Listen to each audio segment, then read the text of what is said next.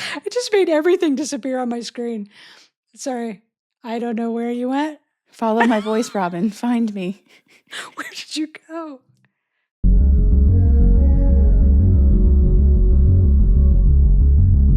Hello and welcome to Optimist Economy. I'm Kathryn. I'm Robin. On this show, we believe the U.S. economy can be better, and we talk about how to get there one problem and solution at a time.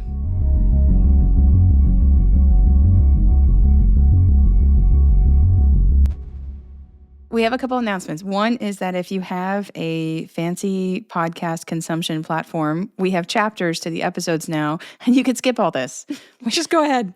Good for you. Forward. Yeah. Yeah. Good for you. Get to the meat. I think that's chapter 3. Second announcement is that you can find us at optimisteconomy.com. You can email us at optimist.economy@gmail.com. And we have 2 ways for you to donate to the show. You can become a paid subscriber to our Substack, or you can become a regular subscriber through Buy Me a Coffee. You can also drop off my favorite form of being paid, which is a burlap sack with a dollar sign on the side that's filled with gold coins. And we can come up with some kind of drop location. We'll work on that one. Work that out. In the meantime, Substack and Buy Me a Coffee are probably the best ways to go about it. Probably the safest way to go about that, yeah. I want to add that we've had 2 great reviews on Spotify this week that both just tickled us. The first said, give these women money so that they can afford their own hotel rooms, pools, and trucks. Related to the first request. And second, one said that they would be a paid subscriber to a Robin Talks Taxes spinoff, which I just want to say there is an audience for anything and everything out there, which also leaves me hopeful for our future on this show. Very hopeful for the future. Speaking of which, I have a fantastic retcon, which is our next segment. Chapter 2. Yeah, chapter 2. Retcon. First retcon is that I mentioned in the estate tax episode that this idea of taking the estate tax and dedicating it to children is something that I had talked to the staff members of Congress about. Well, Representative Sarah Jacobs from San Diego introduced the Legacy Act to Congress, which would, in fact, raise the estate tax and dedicate a portion of its proceeds to a children's trust fund to help specifically with child care. So it is a version of what I had said. It is currently a bill in Congress. All hope is not lost. Yeah, all hope is not lost, y'all. Like, it's an actual thing that's in a real place that has power, and it has a backer, and this is all great. Now, no, I don't think much will happen with this Congress, but it does mean that change can happen and that these aren't just ideas we're talking about. These are solutions. And when we say solutions, we mean solutions, and that's a big lift. Speaking of this Congress, the other thing to retcon is that we recorded that episode before the final vote on the budget reconciliation bill, which is what I'm going to call it. And that bill did pass. The estate tax exemption level is now set at $15 million per individual, $30 million per married couple, and that is for the future indexed to inflation. So it will continue to go up. You don't call it the one big beautiful bill? I don't. So I want them to own that they think it's beautiful so that when it does horrible things, which it will do, sorry, Optimist, that we can say, like, remember your beautiful bill that cut $1 trillion from Medicaid? You thought it was a beautiful thing to make 12 million more people uninsured in the U.S. Like, beautiful is a word that they chose. And I was like, that is something I will make you pay for. Yeah. I have an additional retcon about the youth unemployment episode. For listeners, as a reminder, we talked about what youth unemployment means in the context of an economy and what happens to youth unemployment when the economy goes up or down. I mentioned right at the start that the focus on young college graduates and raising alarm bells about their unemployment rate reaching 6.5% was pretty choice, given that 1, high school graduates always have a higher unemployment rate, and 2, even large groups in the population, like Black people, have a higher unemployment rate.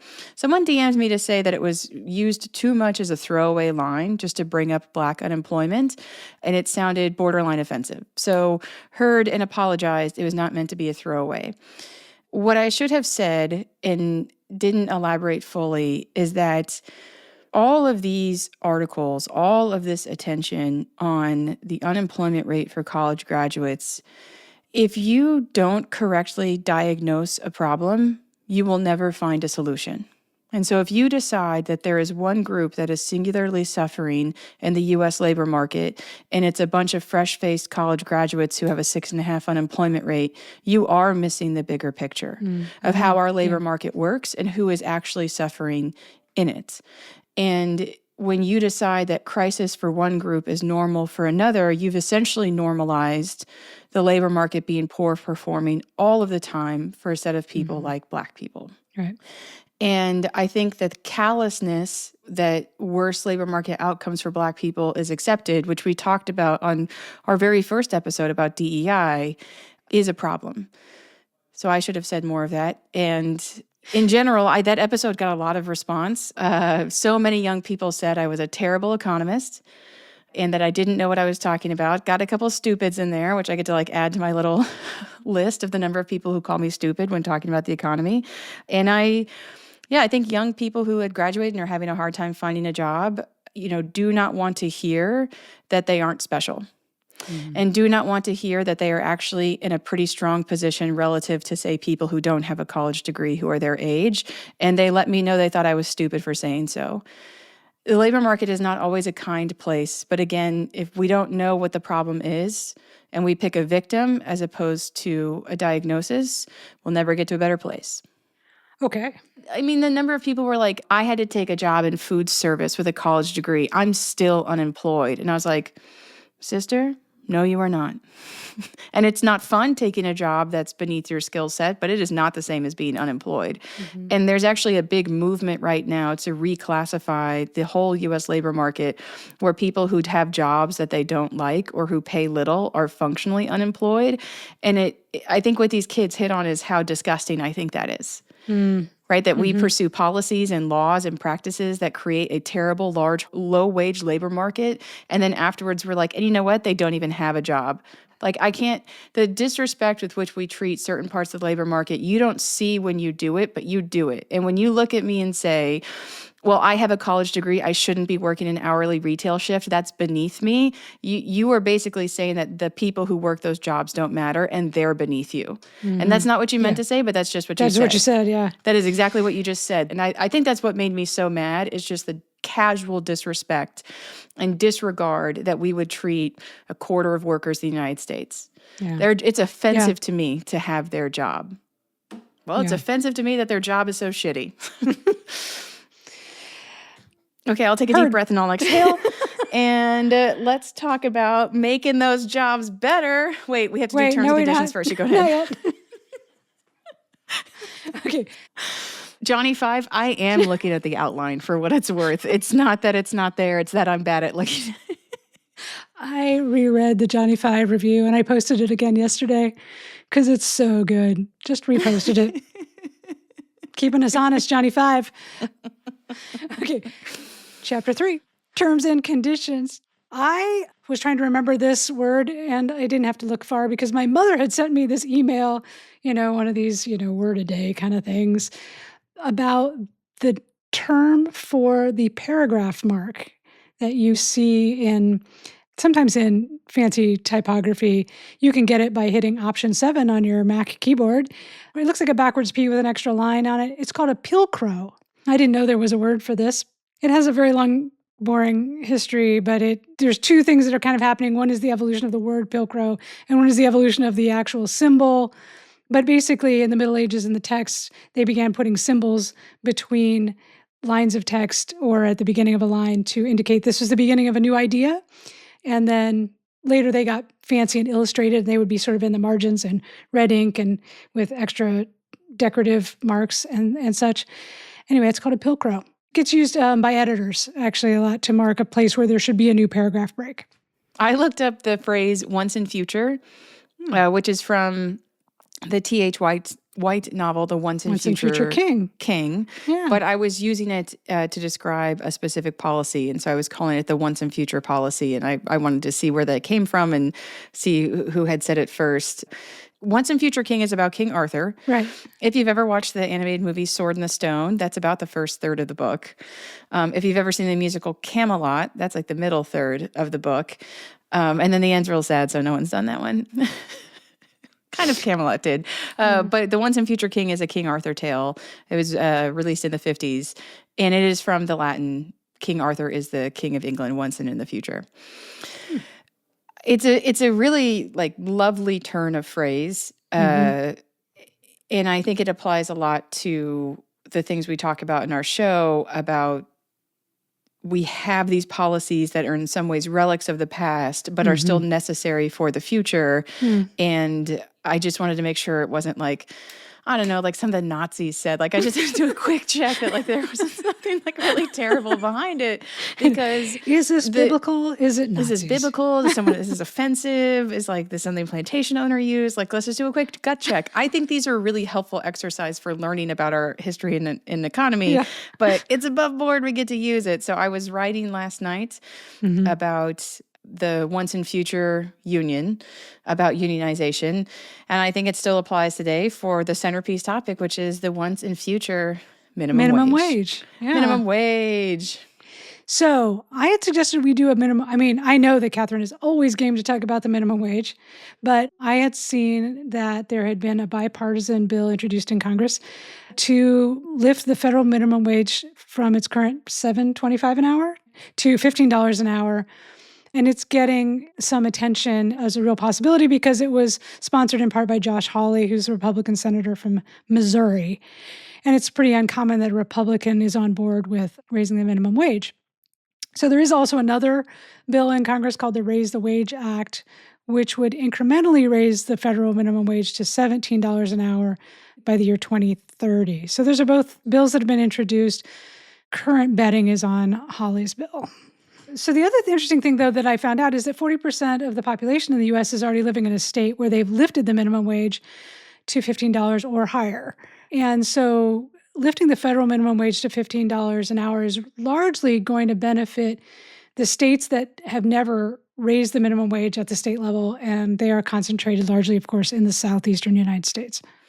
I have respect for Hawley's bill in that it is a bill that would actually affect his constituents. Actually, it won't, because Missouri is already going to get a minimum wage bump in January, and there is, at least in the articles I read, some suggestion that he wants to raise the minimum wage everywhere so that Missouri remains competitive in terms of labor costs, because the legislature went around him and voted for a wage increase already. Right. In Missouri. Aw, shucks, Josh. So he doesn't want to be competing with Arkansas and, I don't know, Louisiana and Mississippi for low-cost labor. I've swung back to disrespect. Yeah, okay. Thought you might. Yeah. Well, the minimum wage. So when do we first get a minimum wage? We first got the minimum wage in the Fair Labor Standards Act. Oh, of course. Yeah, of course. One of my favorite pieces of legislation. And I also have top 5 pieces of legislation. And I'm just going to check that it was 1938. 38. Yep. It's the only piece of legislation I know from being on this show. Yeah, we got the federal minimum wage in the Fair Labor Standards Act of 1938. It was on the heels of the Social Security Act and the National Labor Relations Act, which both came in 35. And the big difference is that in between those years, the Supreme Court flipped and approved FDR's legislation as opposed to... Overturned it. Yeah, and I mean, we're going to get into a lot of history, but for you history buffs, FDR's plan to pack the court was over a minimum wage decision. Kind of. So basically, as FDR is moving through his agenda in his first term, states are passing minimum wage laws. And the Supreme Court overturns a minimum wage law in a state. Like, it's not a federal minimum wage law. They overturn a state minimum wage law and say that it's not allowed. So FDR and his big federal policy agenda is viewed to be quite tenuous. And in between the recess of the Supreme Court, one of the justices, and FDR at this point has announced, like, I will pack this court. This is ridiculous. Like, your rulings are completely at odds with, the Constitution, with the economy needs, and so on. And in between, they rule on one minimum wage case that has got FDR, mad as hell, very riled up. We need to change the way the Supreme Court is governed. And then when they come back, they rule in another minimum wage case and they rule a different way. And the justice always said it was just like, this is what we were going to do. Anyway. Like, the cases were really different. And FDR was like, sure, they were. Yeah, Other yeah. people have guessed that it's because the election results were so incredibly in favor of FDR that they realized that they were standing in the way of what People was going to wanted. happen. Mhm. But it all hinged on minimum wage cases. And then once that minimum wage case goes through, FDR has what he needs and he can pass a federal minimum wage, which he does in the Fair Labor Standards Act, which is why it comes 3 years after Social Security and unions. But what's the impetus for the minimum wage at that point in time? I mean, this is the Depression, and So this is not agreed upon of the impetus for the minimum wage. And it's certainly a byproduct of the progressive era, but the progressive era of 100 years ago is not like the progressive era of today. And how to say this, maybe like a Band-Aid quickly, real racist, real nativist, pro-eugenics. Like a lot of the social reform movement around progressivism was making sure that we had a better economy that had the right morals, the right looking skin. And I mean, if you go through the founding of like the economics profession and the American Economics Association, like these were like blatant eugenicists. But they set a lot of this policy and they influenced a lot of this policy. And they weren't all like this and it wasn't all of them, but like it was a very unabashed part of progressive policymaking that we needed to make sure that it was the right people who got these benefits. And in some ways, a lot of the very influential progressive reformers were trying to usurp power and supplant the policy wishes of like the union movement. And it was like a lot of intellectuals and they're at universities and they design policy and, they're trying to swoop in and make policy to prevent like a groundswell of policy coming up from unions and workers themselves, or God forbid, immigrants. Okay, so but why a minimum wage? Well, the bad guys, it's just easier to call them the bad guys. The bad guys wanted a minimum wage because if you raise the minimum wage high enough, you wouldn't want to employ women or immigrants or Black people. And so the minimum wage was like an exclusionary mechanism to keep those people from out of the labor market by making the wage so high, you wouldn't want to hire them. Got it. Sorry, I had to make you say it aloud. Yeah. Like the good version of this story is that people who are vulnerable in the labor market, they don't have power. They can't bargain. If someone's starving, they can't ask for a higher wage because they need whatever you will give them. And that employers exploit that power. And the role of a minimum wage is to establish a floor so that no one is brought to a level of such deep exploitation. Because women, they wouldn't bargain for themselves if they had children at home and no one else to support them. Immigrants who didn't speak the language didn't have an ability to ask for a higher wage, and that these very vulnerable groups didn't have power. And so the minimum wage needed to be established to get power for them. That's the good version. Okay, I was going to say, that sounds very opposite from the other version. Okay. Yeah, the other version is we raise the minimum wage, then we'll only want to employ, clean-cut white men. Yes. Got it. Who are hopefully Nordic. Who are hopefully not. And not Italian. So that version of the minimum wage is allowing wages to go so low, it gives these like non-white men the ability to undercut the wages of the WASPy men. If we have a wage floor, it just wouldn't make sense to hire a woman or an immigrant. Like if you have to pay a minimum amount, if you have to pay hire $15 an hour, you might as well hire. Yeah. Okay. All right. Yeah. Okay. So it's not, I don't think this is a question we'll ever know the answer to, but I think it's interesting to me, one, because it took place so long ago. It's just interesting to you, or? Yeah, it's interesting to me because this is the minimum wage coming out of the slime, but that definitely like colors the minimum wage going forward of like, who is it really for and who does it really advantage? Because you still see the same echoes today of this. Why did they do this in 1938? On the one hand, you'll have progressives and liberals who are saying, like, we need better wages in the labor market. Employers take advantage of people. We have to have a higher wage floor. It's to the detriment of our economy.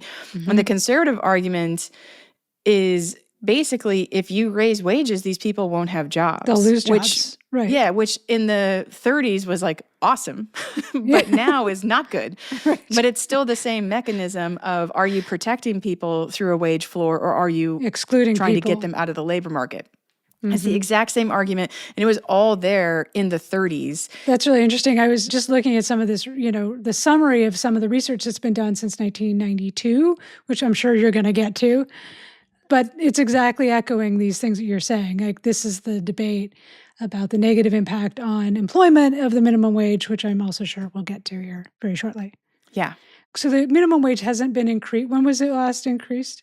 The last law was voted on, and it was a 3-year staggered increase. So they voted on it in 2007, and then the increase ended by 2009. So it went up from, I believe it was $5.15 to $7.25, and it did it over 3 summers.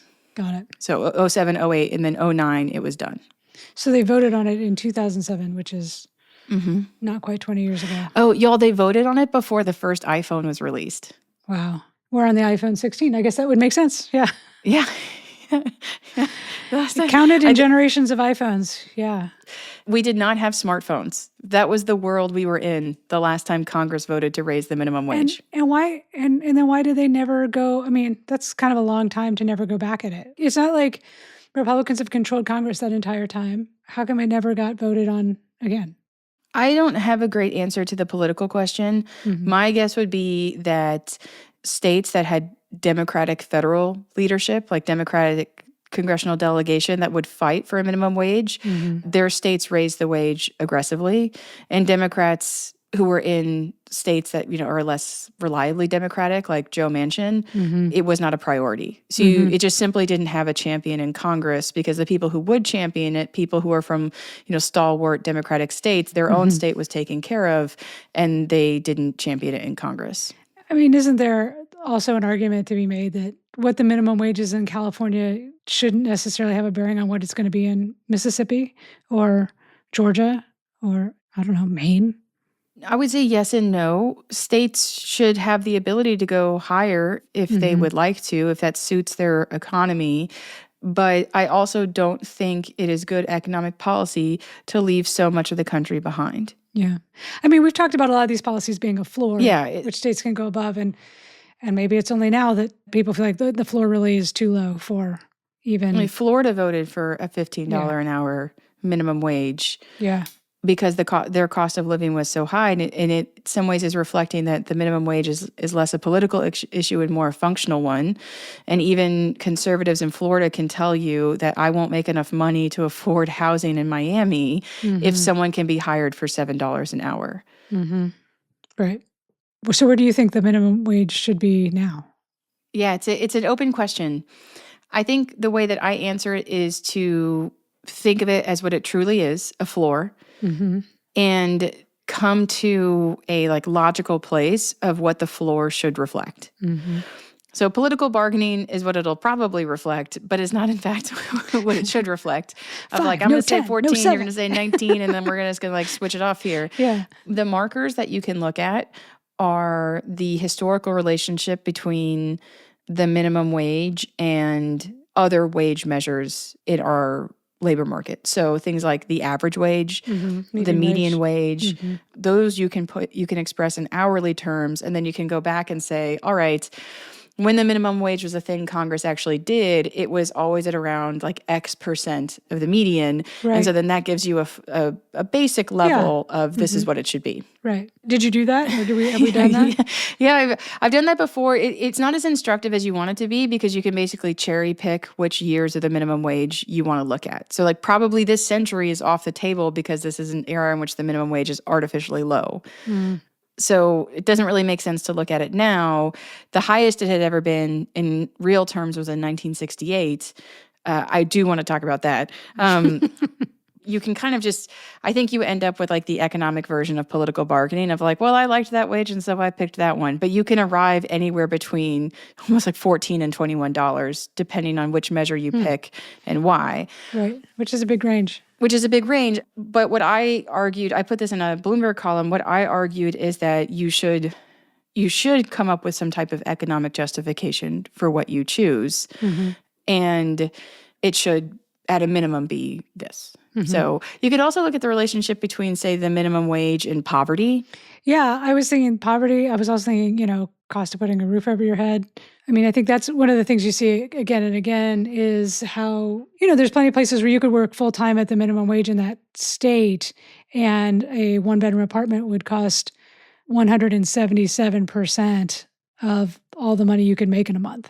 Yeah, it's funny. The housing crisis focuses so much on supply of like, we need to build more housing, but you will never build enough housing to make it affordable for someone who's working the minimum wage. Yeah. Ever. Yeah. It won't exist. Not anymore, not with how low the minimum wage is. So I think that these types of practical concerns are important. And in some ways, I think we're starting from scratch with the minimum wage. And so it's not about like how much bigger it should be from 7, but what is the right number given our economy today? It's worth noting that before 2007, it had also been a long time since the minimum wage had been increased. And that was a pretty small increase relative to what advocates had wanted. And so we are living in almost like a 35-year era of a very, very low minimum wage. If we were to move beyond that, we have ways of coming up with a real economically derived number. Yeah. I could cherry pick it to be like 21 if you want. Yeah, exactly. Did you ever work a minimum wage job? My first job was $4.35 an hour. It's before it even went up to $5.15. My first job was at $5.15 an hour. I was a math tutor. I was a delivery person for my father's law office. I would deliver documents to the banks and the courthouse on foot, like it was the 18th century. I was a math tutor, and my boss gave me a bump to $5.55 after I had had a good period of performance. And then I later switched when I went to college to a Christmas break job where I worked at Foley's, which doesn't exist anymore, and I did inventory. So you basically have like one of those little scanner guns, and you scan every single item in the store after the store closes, and they see how much theft there's been. Good. That's a good job. For a college student who like doesn't have normal hours, working until like 5 a.m. on Christmas break wasn't the worst. And that one actually paid decent. Yeah, I remember when I got a job in college, I made $10 an hour, and I felt like I was rolling in the dough. It's worth explaining, if it's not clear to listeners, that the minimum wage goes up it's a purely political question. They set the wage in nominal terms, and it doesn't increase based on prices in the economy or spending in the economy or anything like that. It just sits at this nominal level. Can you explain what you mean by nominal terms and nominal level? Nominal is the actual dollar amount and not its value over time. Yes. So I set the wage at $7.25 in 2009. If prices have increased 40% since then, then the real value of the minimum wage has decreased 40% since then because it's still this nominal amount. So nominal is the number you see. Real is the value you experience. We adjust it using inflation. Usually. The highest value of the minimum wage is on the day it goes into effect. And then immediately, it's like a new car. Yeah. Drive it off the lot, it's worth less. Same with the minimum wage. We drive that thing off the congressional lot and it's worth less money. And it only goes up when there's enough political will to raise it. It's not on any type of schedule. Now, some state legislatures have set their wage to a schedule where it increases every year based on prices, but not the federal level, which is why it's $7.25. One comment I get back a ton when I talk about the minimum wage are people who will say no one works the minimum wage anymore. Right, yeah. Which is not true. It's about Not 1 million true. people. Yeah. Which this just means that you don't think those 1 million people matter. I posted a video on TikTok where I talked about how the minimum wage is a function of power. And a guy responded that like his daughters are in high school and they got a job at like some food restaurant place making $14 an hour. So like the minimum wage doesn't matter if a teenager can make more. And I was trying to explain to him of like, your daughters are pretty powerful in the labor market compared to like an immigrant, or someone who doesn't speak English or someone who doesn't have documentation who needs to find a job. They will not have the power to have $14 an hour. Your daughters will have more. And so that didn't work, actually. The TikTok comments didn't convert him. And I should have known that was going to happen. But truly, like, I think the disregard that so many people have for the minimum wage is a function of having a disregard for the people who still earn it. Mm-hmm. Yeah. I mean, well, and I guess there are people who are just complete, they're free marketers top to bottom, and they just think that everything should be negotiated by every person on an individual level. They're probably also opposed to unionization. You can respect that as an intellectual position or not. But I think that the minimum wage also has some benefits, or some consistency in wage pricing has some benefits just to society. The question of the minimum wage to me comes down to a couple of things. One of them is a value statement of how much do you think the least among us should earn in the labor market, knowing that they are in our economy, in our society, and competing with people for jobs. Mm-hmm. Do you think there should be a floor? And if so, do you think that floor should be meaningful? And then I think the kind of the negative consequences of the minimum wage are almost framed as like those are the trade-offs, Mm-hmm. but they're not necessarily the cost. Mm. The cost of having a low minimum wage is having very poor workers in our economy. The trade-offs to having a minimum wage is that we might experience job loss. We might experience some small price increases. I think the reason why it always comes down to how you value the people is that economic evidence has, every single minimum wage increase there has been studied by economists to understand its effects, and the price effect and the job effect, it's just not there. It's there, but it's not there. large. It's not what the predictions would be. Yeah, this is what I was reading just before we started recording, which was this article from 2022. I'm sure you know it better than I do because I just read it. But it was looking at 70 studies done since 1992 on the minimum wage and comparing how they are just sort of popularly summarized, or that the research literature in this area is popularly summarized to say that it has no effect on employment.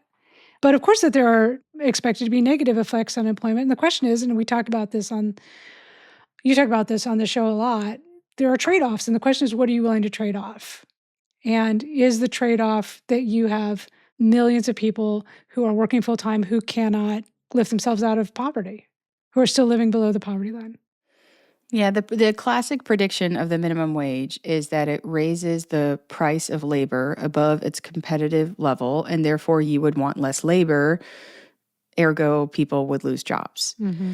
The kind of like two-dimensional, I've just got supply, I've got demand, they meet in the middle, I put a little bar above it, and I can tell you how much job loss the minimum wage should predict. Mm-hmm. But that number has never been found, quote unquote, in the wild. Mm-hmm. And there are still these like really large predictions that the minimum wage should eliminate jobs. And this is a very sensical prediction. Mm-hmm.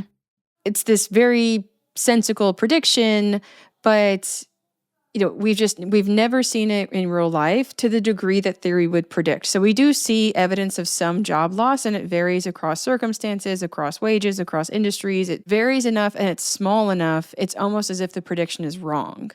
So this is a great example of being right and wrong at the same time. The minimum wage absolutely destroys jobs because it makes them illegal. You can't employ people at this prior wage anymore. It's now against the law. So technically all those jobs are gone.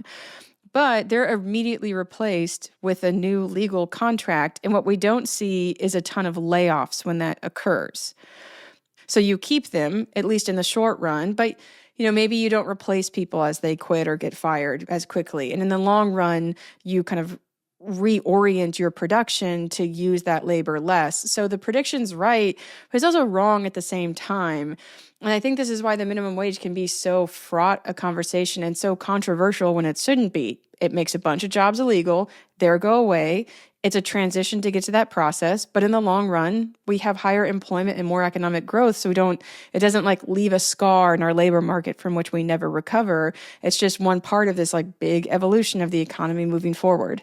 I think that that's really helpful, that distinction, because I think these are terms that economists use that are not how we use them in the vernacular, in everyday language. Like employment and jobs is kind of synonymous to the most of us. I mean, a job is a job the way that you mean it, but I think in the context of like predicted job loss from the minimum wage, it's really not the job as you mean it. You mean employment. You think that the number of people who have a job, aka the number of people who are employed, it's going to go down if I raise the minimum wage. And if it does a little. Like it does to a fractional degree, but not to a like catastrophic degree. We don't see massive layoffs, and it's not 500,000 or 1 million people who lose their job right away.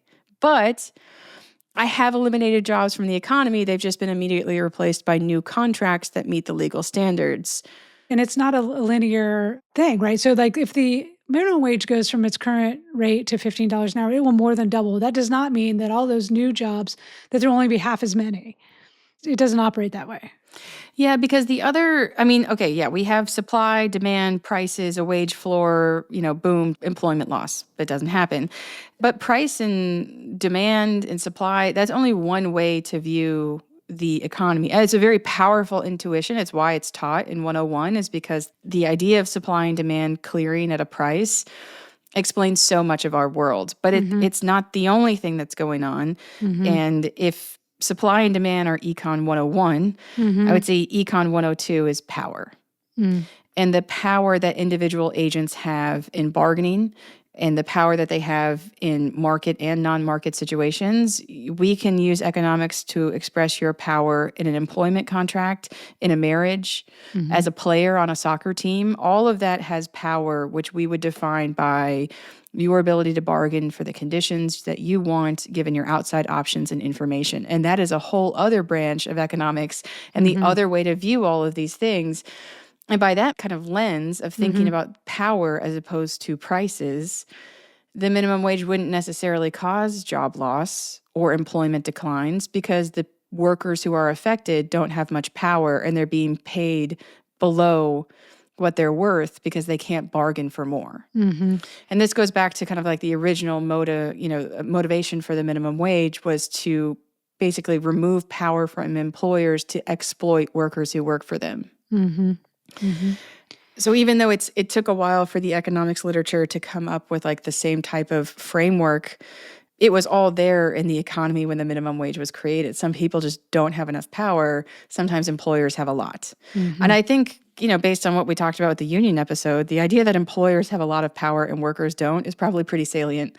Though people express concern about the minimum wage going up because the thought is that it's going to drive prices up, right? It's going to, if you have to pay restaurant servers $15 an hour, food prices in restaurants are going to go up. If you have to pay people who work in factories more, price of goods is going to go up. Is there research on that? Does the minimum wage track with consumer prices? A minimum wage increase can increase the price of goods. The employer would just pass the cost of the minimum wage increase onto consumers, but it's so small it's hard to see. Really? Because you would just think like labor is such a huge part of a company's overhead? A lot more consumers than workers. Oh. If I have 100 workers and 5,000 customers, even absorbing the full increase in labor cost just doesn't lead to that high of a price increase. And even the more recent fast food wage increase in California, it raised prices with a very marginal amount. Again, we talk about so much on this show, it's not that policies are pure good. It's that they have trade-offs and you just have to weigh them. The trade-off to a higher minimum wage is that there could be declines in employment. We think they're small. There could be price increases. We think they're small. Do you think that's worth having an economy where you and no one is competing with someone to make $7? And people who make $7 an hour don't exist in the economy anymore. What are you willing to risk versus what you're willing to gain? I think the other thing to keep in mind is that the boogeyman of this situation is that if we raise the minimum wage, employers will accelerate automation. And I think it's worth pointing out, one, they're going to do that they anyway. already do it. Yeah, they're going to do that anyway. I know. And you don't need to have some kind of like devil's bargain of like, oh, we'll stay at like 1980 wages for as long as you don't adopt an iPad. Like that won't work. And you don't put a robot in your warehouse. I think that's part one. And part two, it makes it seem as if the trade-off to the experience of customers in an economy is that people and a robot are the same. And it's just, hey, as soon as a person costs more, I'm switching to robot. And that's the minimum wage's fault. And it does not take into account that the actual implementation of technological upgrades for an employer isn't seamless and it doesn't always become cost effective. I went to a McDonald's recently when I was driving home from Dallas, and you can no longer call McDonald's fast food because it took so long to order on an iPad that was the size of a fridge. Oh, yeah, There's like 4 of them. Nobody knows how to work them. Everybody gets their order wrong, and nobody was happy, and there wasn't even clear how the lines worked. And I was like, yeah, is the problem here the minimum wage, which is still $7.25 an hour in Texas? Or is it that firms adopt new technology and maybe it's nice to blame the minimum wage for it? Yeah. It's funny. I recently had that feeling about a job totally disappearing, which was parking lot attendants in LA. We get a lot of parking lots, a lot of parking structures, and you would go in and you would get a ticket and you'd come out and you would pay somebody at the other side. And those jobs disappeared in like 2 years. Everything from, the ability to pay with a credit card at the exit, to license plate scanners that could just scan you coming in and out, to pretty reliable machines that would take your payments. And all those jobs went away. And it had nothing to do with the minimum wage. I think there's this assumption of efficiency on the employer side, but as a consumer, you know that that's not right. You know that stores can make horrible decisions regarding staffing. There are several grocery stores in DC that are historically referred to as the Soviet Safeway because they never had anything and the lines were so long. Employers make all kinds of staffing decisions all the time that can affect like your price and your experience. And I think the minimum wage, again, very good fall guy for certain choices, but isn't what's moving the needle for a lot of it. But the minimum wage, you were saying, is nominal. Could it be indexed? Yes. And Yes, should it be? Could and should. Yes, I actually feel this is a real niche take because you have to know a lot about indices over historical periods in order for it to make sense. But if you index something to inflation, you would take the dollar amount, say it was $20, and every year you would increase it by the same percentage that prices increase. So if prices increase 3%, the minimum wage goes, or the dollar amount goes up 3%. And it does that every year with inflation. That's what we do with a lot of prices in our economy. The other way to index it would be to index it to earnings, so that if prices go up by 3%, but average wages went up 5%, you raise the minimum wage so that it keeps pace with wages. As opposed to prices. The reason why that matters is that for the most part, wages rise faster than prices. If you indexed it to inflation, it would still erode. But if you indexed it to wages, it would keep afloat. Yeah, it would keep it at a relevant level. These are really technical issues that can make a huge difference in the long run. So if we were going to do the minimum wage, and I mean do it, we're doing it right. Okay, wait. So if we were going to do it right, it would be different than... You would index it to wages and not prices. The calculation that they make to adjust your Social Security, that's indexed to wages. So again, the government knows how to do this when it wants to. It didn't mess up your Social Security. It understood how to calculate, the change in wages over time using a wage measure. Does not extend that to the minimum wage. So it knows how to do it. To make clear how much power is at play in the minimum wage, one way we can end this is by kind of putting the minimum wage in context of who is affected by it. So when the minimum wage passed in 1938, it was required in certain sectors like transportation, finance, manufacturing, wholesale trade. It covered about half of workers at the time. But throughout the 40s, 50s, and 60s, when the minimum wage was increased, it was also expanded in coverage. New sectors got added. So one of the last big expansions to the Fair Labor Standards Act minimum wage coverage was the 1966 increase. And what was very special about it is that they raised the wage and they also expand it to cover industries that are going to bring in a lot of Black workers. And in effect, this is the largest expansion of the minimum wage that Black workers have experienced given the industries that they're in. So a set of researchers, they looked at what was the effect of the 67 increase, and they found that it absolutely raised Black wages, but more importantly, it reduced the Black-white wage gap. which if you consider 1968 in America, this was a phenomenal progress. Mm-hmm. The minimum wage can be a tool in making the labor market more remunerative for people who don't have the power to have higher wages, which is really similar to the arguments in 38. And when you think about these types of effects, it puts this like, but we may lose jobs. It puts into a really stark perspective of what people are arguing. The minimum wage right now is always talked about in what it's supposed to do. That's bad. Like if you raise it, we should lose jobs.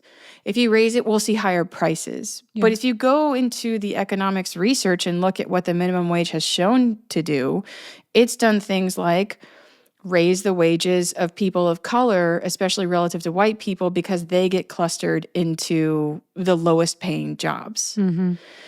You know, if you were to make the minimum wage discussion about women of color are taken advantage of in our labor market, and so we should have a policy to address that called the minimum wage, it's a very different conversation. Mm-hmm.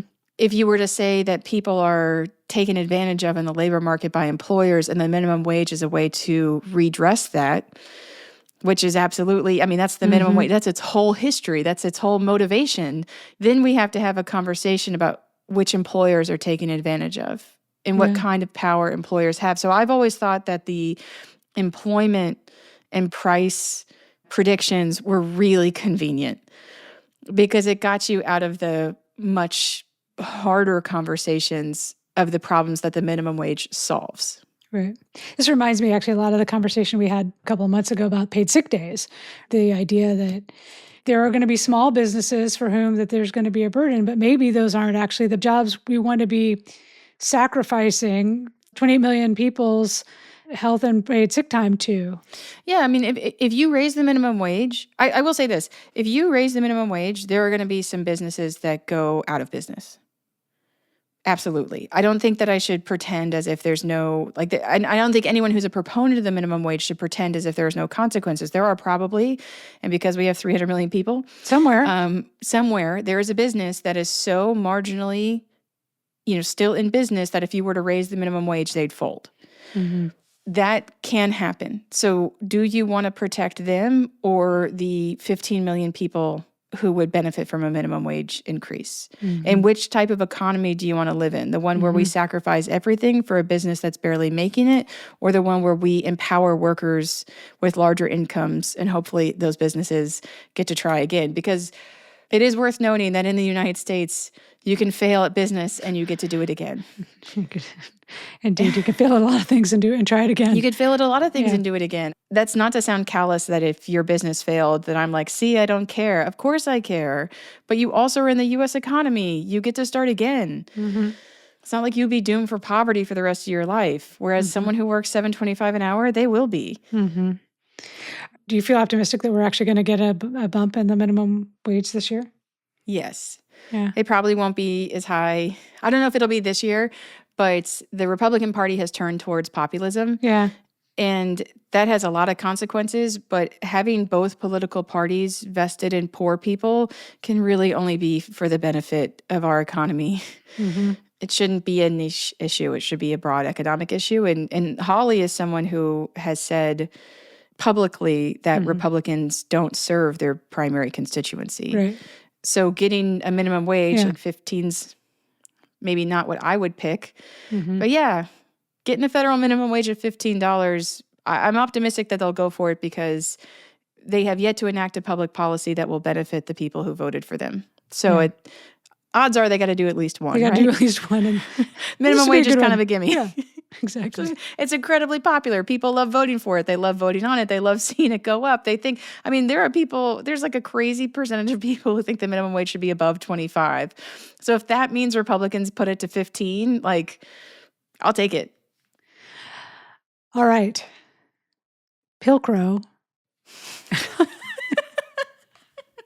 Executive orders. Pilcrow executive orders. Do you have an executive order? You go first.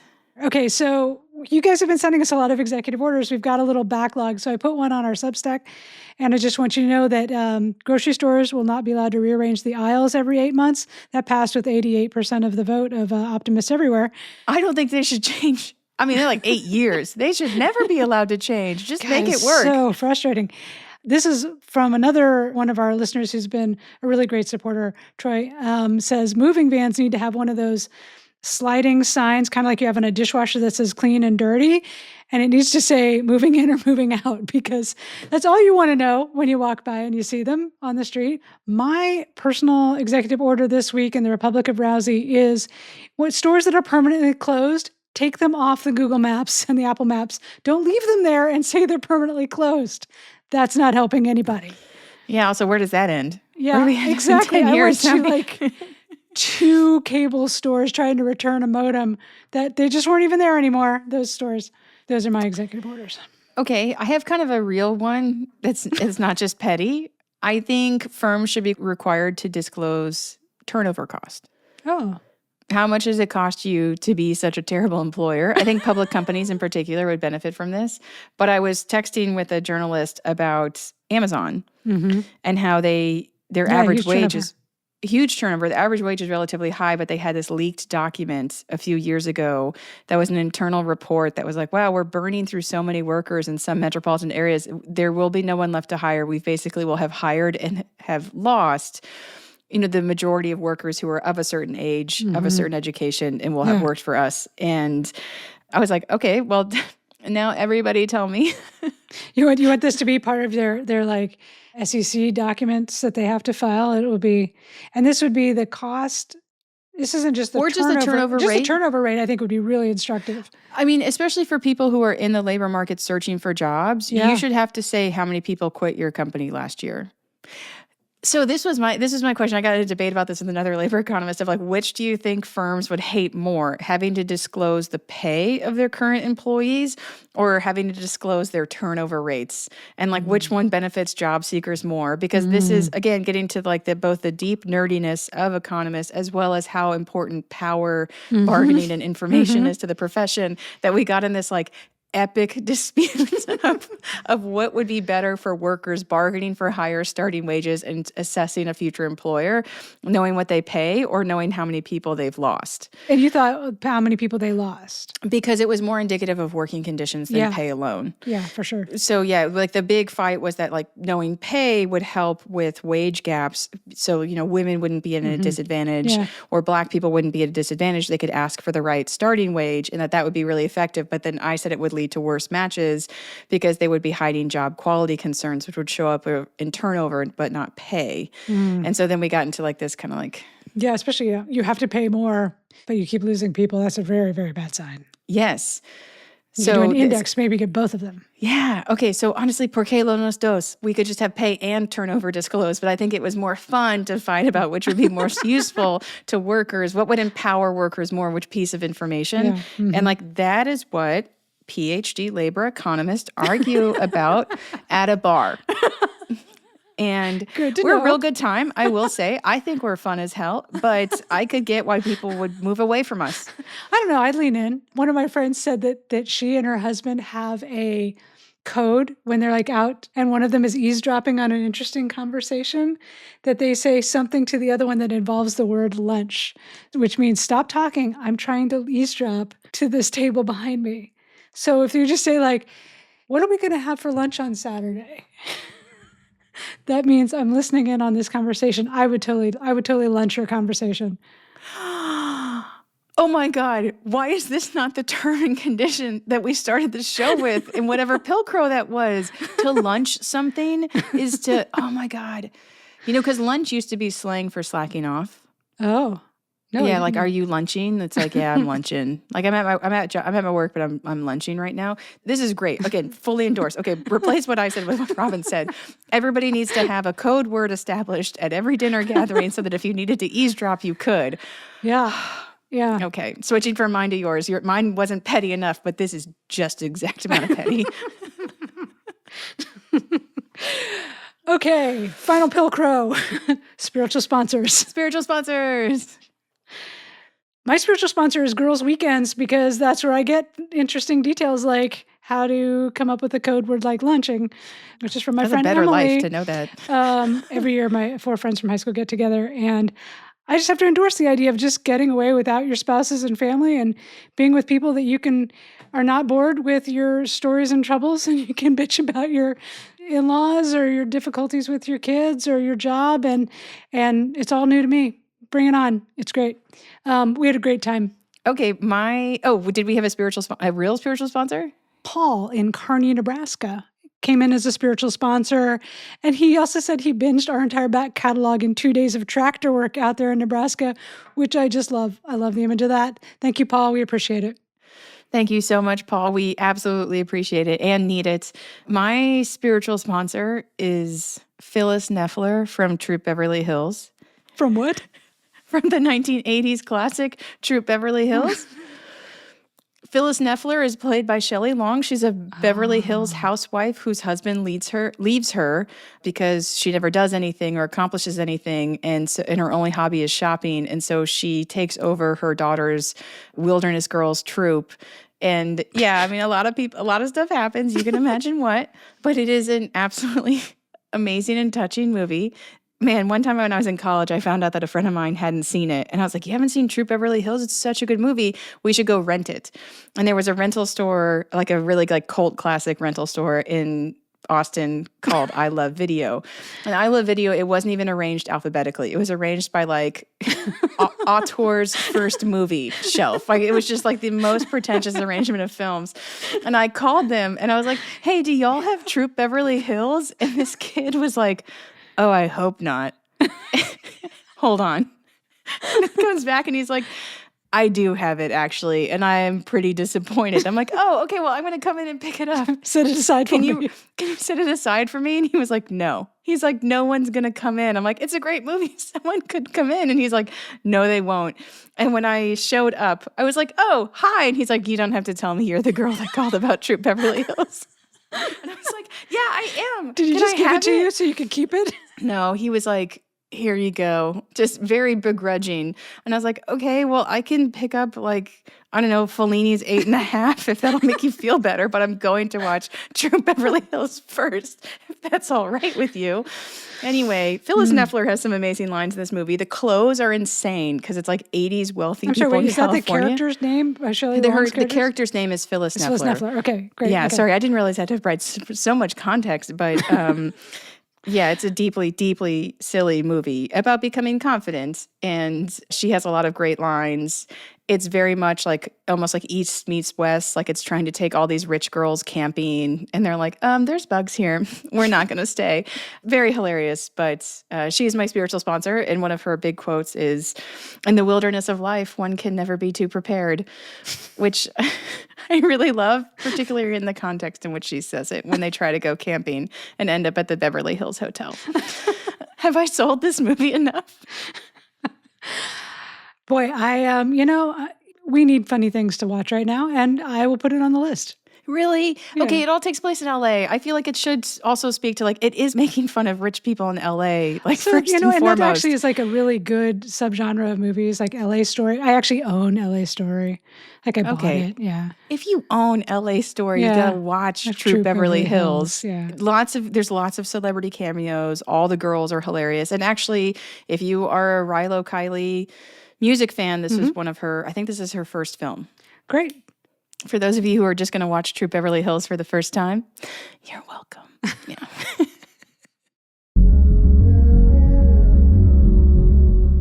We like to end the show by thanking our producers who make this possible, Andy and Sophie. Yep.